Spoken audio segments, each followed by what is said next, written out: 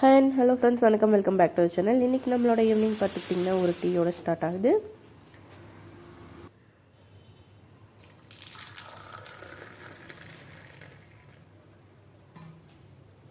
Tea குடித்து முடிச்சதுக்கப்புறமா tea போட்ட பாத்திரம், அதுக்கப்புறம் மதியம் சமைச்சதெல்லாம் மீதி இருந்ததை சின்ன கிணத்துல மாற்றி வச்சுட்டு பெரிய பாத்திரங்களை எல்லாம் நான் கழுவிட்டுருக்கேன்.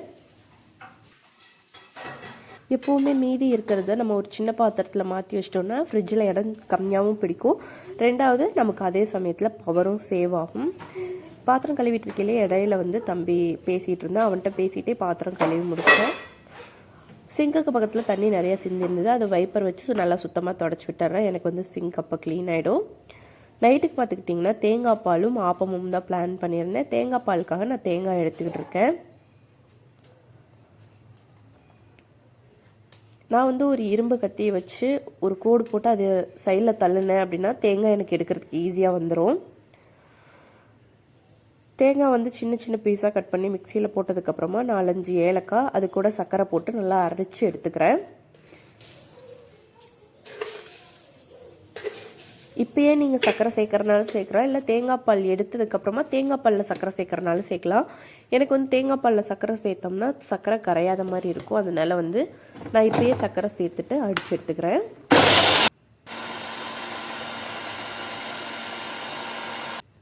தேங்காய் பால் டேஸ்ட்டாக இருக்கணும்னா தேங்காய் உடைக்கிறப்ப கிடைக்கிற தண்ணியை கீழே ஊற்றி வேஸ்ட் பண்ணாமல் அந்த தண்ணியிலேயே அப்படியே தேங்காய் பால் வடிச்சுக்கிட்டிங்கன்னா தேங்காய் பால் திக்காகவும் இருக்கும், ரெண்டாவது டேஸ்ட்டாகவும் இருக்கும். தேங்காய் பாலில் கொஞ்சம் தண்ணி ஊற்றிட்டு கொஞ்சம் அதில் இருக்க மீதி பாலையும் நான் எடுத்துக்கிறேன். நெக்ஸ்ட்டு பார்த்திங்கன்னா திரும்பவும் 4 தேங்காய் பீசஸ் கட் பண்ணி அதை நல்லா பால் அடித்து எடுத்துக்கிறேன்.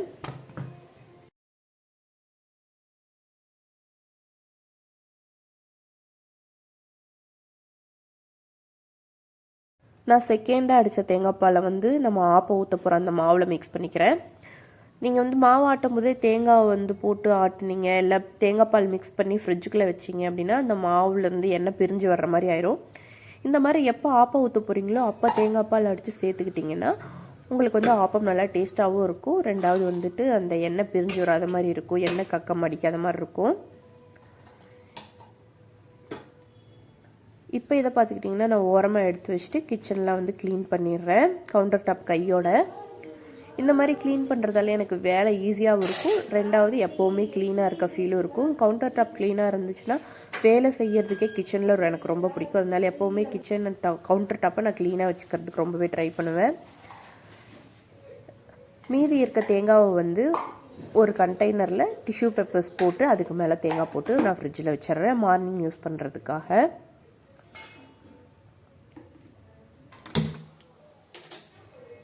நெக்ஸ்ட்டு தேங்காய் பால் அடுப்பில் வச்சுட்டு லைட்டாக சூடு பண்ணிக்கிறேன். ரொம்ப சூடு பண்ணிங்க அப்படின்னா தேங்காய் பால்லேருந்து எண்ணெய் பிரிஞ்சு வந்துடும், அதோட டேஸ்ட்டும் மாறிடும்.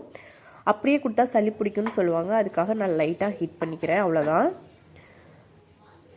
தேங்காய் பால் ரெடி ஆகிடுச்சு. இப்போ ஆப்பம் ரெடி பண்ணுறதுக்காக ஒரு பேனை ஸ்டவ்வில் வச்சுக்கிறேன். இதுக்கு ஆப்பச்சட்டினே தனியாக கிடைக்கிது, அதை கூட நீங்கள் யூஸ் பண்ணலாம். என்கிட்ட ஆப்பச்சட்டி இல்லாதனால நான் ஒரு சின்ன பேன் என்கிட்ட இருக்குது, அதுலேயே நான் ஆப்பம் ரெடி பண்ணிகிட்ருக்கேன். அந்த பேனை ஸ்டவ்வில் வச்சுட்டு தேங்காய் பால் ஊற்றிட்டு எல்லா பக்கமும் ஸ்ப்ரெட் ஆகிற மாதிரி ஸ்ப்ரெட் பண்ணிவிட்டு நான் அதை ஒரு மூடி போட்டு க்ளோஸ் பண்ணி வச்சுக்கிறேன்.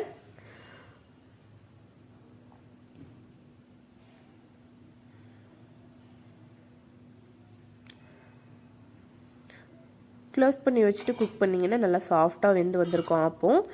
இப்போ இது ஒரு பிளேட்டில் மாற்றிட்டு நல்லா சூடாக இருக்கும்போது தேங்காய் பால் மேலே ஊற்றணும் அப்படின்னா நல்லா ஆப்பம் சாஃப்டாக இருக்கும்.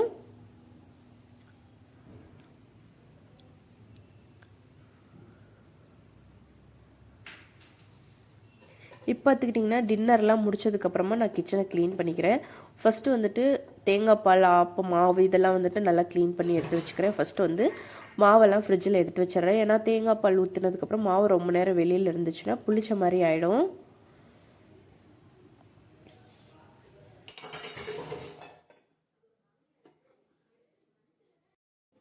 ஃபஸ்ட்டு ஃப்ரிட்ஜுக்குள்ளே எடுத்து வைக்க வேண்டிய திங்ஸே எல்லாம் ஃப்ரிட்ஜுக்குள்ளே எடுத்து வச்சிட்றேன்.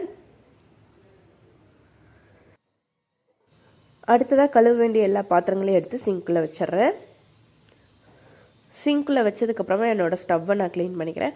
வாரத்தில் 2 நாள் நான் ஸ்டவ்வை டீப் க்ளீன் பண்ணுவேன். மற்ற நாட்கள் எல்லாம் சும்மா தொடச்சி விட்டுட்டு கோலின் ஸ்ப்ரே பண்ணி தொடச்சிப்பேன். இப்படி க்ளீன் பண்ணுறதால கோலின் யூஸ் பண்ணி க்ளீன் பண்ணுறதால கழுவுற அளவுக்கு எனக்கு க்ளீன் கிடைக்கும் ஸ்டவ்வு.